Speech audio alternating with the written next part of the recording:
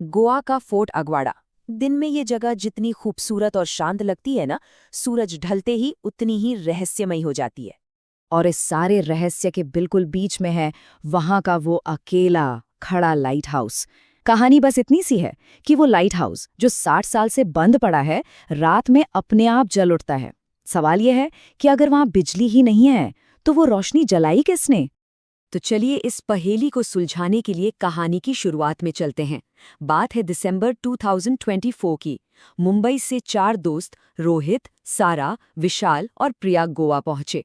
उनका प्लान एकदम सिंपल था, पार्टियां, बीच और ढेर सारी मस्ती। वो इस बात से बिल्कुल अनजान थे कि ये ट्रिप उनकी जिंदगी की सबसे यादगार और हाँ, सबसे डरावनी ट्रिप बनने वाली थी। तो इस ग्रुप में था कौन कौन? सबसे पहले रोहित, जो हर पार्टी की जान था। फिर थी सारा, एक इंस्टाग्राम इन्फ्लुएंसर जिसे अपनी स्टोरीज के लिए ना हमेशा कुछ नया, कुछ हटके चाहिए होता था।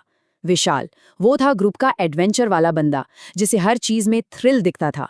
और आखिर में थी प्रिया, ग्रुप की सबसे समझदार, जो हमेशा सोच समझ के चलती थी। एक शाम जब वो सब एक बीच शैक में बैठे थे तो वहां की एक बुजुर्ग मालिक ने उन्हें बातों बातों में चेताया। उन्होंने कहा, साहब, फोर्ट अगवाड़ा दिन में घूमना, रात को वहां मत जाना। और फिर उन्होंने सुनाई 1960s के उस लाइट हाउस कीपर की कहानी जिसका भूत, कहते हैं, आज भी वहां अपनी ड्यूटी करता है। अब आप ही सोचो इस चेतावनी का क्या असर हुआ होगा। विशाल और सारा के लिए तो ये एक तरह का चैलेंज बन गया। मतलब एक हॉन्टेड फोर्ट। सोशल मीडिया के लिए इससे बढ़िया कंटेंट और क्या हो सकता था। बेचारी प्रिया ने बहुत रोका, पर एडवेंचर और इंस्टाग्राम लाइक्स के आगे उसकी एक न चली। और बस वो लोग उस रात वहां पहुंच ही गए। आधी रात का समय, सुनसान फोर्ट अगवाड़ा। किले का जो मेन गेट था उस पे ताला लटका हुआ था। चारों तरफ बस घना अंधेरा और समंदर की लहरों की आवाज। माहौल में ना एक अजीब सी डरावनी शांति थी। सारा ने, जाहिर है, फौरन अपना फोन निकाला लाइव जाने के लिए। वो बोली, हे गाइस, गेस करो हम कहाँ हैं? हॉन्टेड फोर्ट अगवाड़ा में। और उसके ये शब्द मुंह में ही थे कि वो हो गया जिसकी किसी ने भी उम्मीद नहीं की थी। वो लाइट हाउस जो दशकों से बंद पड़ा था, वीरान था, अचानक जल उठा। उसकी तेज रोशनी ने अंधेरे को चीर दिया और समंदर पर घूमने लगी। एक पल के लिए तो चारों की सांसें ही रुक गईं। ये कैसे हो सकता है? एक लाइट हाउस जो 60 साल से बंद है, जहां कोई पावर सप्लाई नहीं है। तो फिर वो लाइट जलाई किसने? अब डर भी था और जानने की इच्छा भी। विशाल हिम्मत करके आगे बढ़ा। और सबसे अजीब बात क्या थी पता है? लाइट हाउस का वो जंग लगा दरवाजा खुला हुआ था। वो चारों धीरे धीरे दबे पांव अंदर की गोल सीढ़ियां चढ़ने लगे। हवा में एक अजीब सी सीलन और पुरानी लकड़ी की महक थी। और तभी उन्हें ऊपर से किसी के नीचे आने की आवाज सुनाई दी। भारी कदमों की आवाज, कोई नीचे आ रहा था। और फिर ऊपर अंधेरे से एक भारी आवाज आई। आवाज में ना एक साफ पुर्तगाली एक्सेंट था। उस आवाज ने पूछा, किंग स्ताई, मतलब वहां कौन है?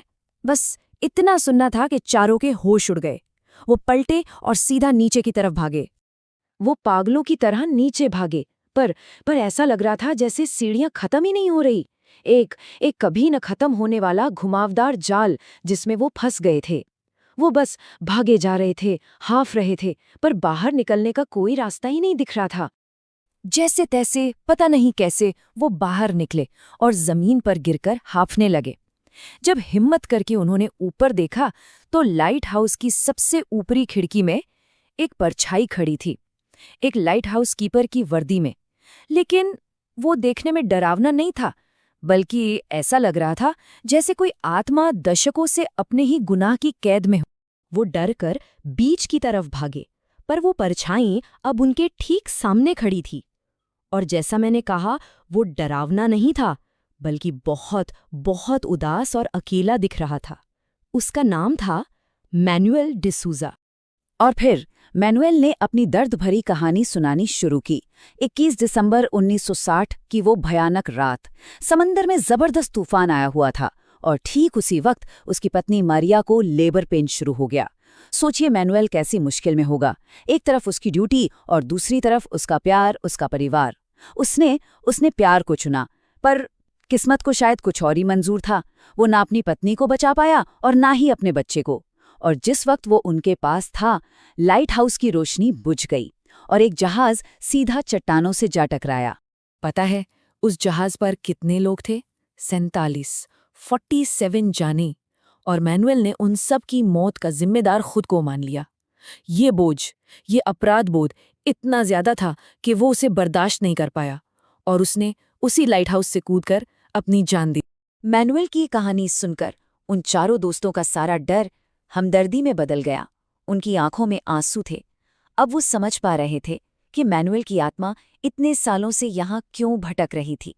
उसे किसी को डराना नहीं था, उसे तो बस कोई चाहिए था जो उसकी कहानी सुन सके।